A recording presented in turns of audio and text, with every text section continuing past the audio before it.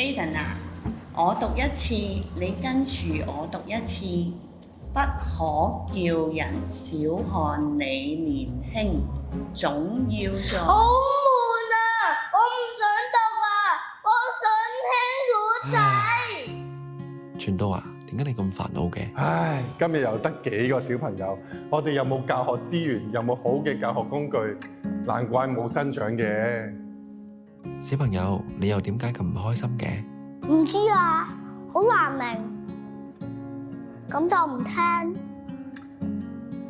又冇朋友同我玩，好悶啊！其實我預備咗好多材料，但係每次一講呢，小朋友就會分心啦，根本就入唔到去核心內容裏邊。雖然我哋好努力啊，但係都感覺到冇進展。咁你哋有冇聽過樂之故事啊？樂之故事係香港亞灣拿喺2025年推出嘅兒童門徒訓練課程，以聖經故事作教導，由創世記講到啟示錄，並學效耶穌嘅3種方式教導孩子。第一，講故事。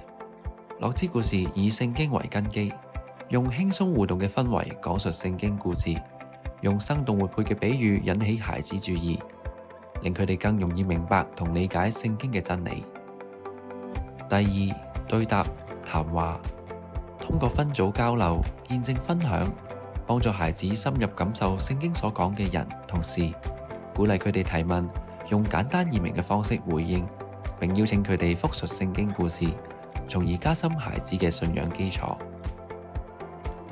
第三，一起生活，生命應用。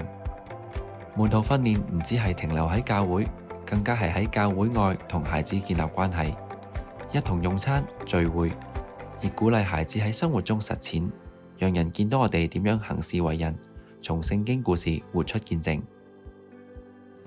樂之故事以學效耶穌教導平民百姓為本，令孩童明白聖經、感受聖經、實踐聖經，適合所有想開展以及擁有兒童事工嘅教會。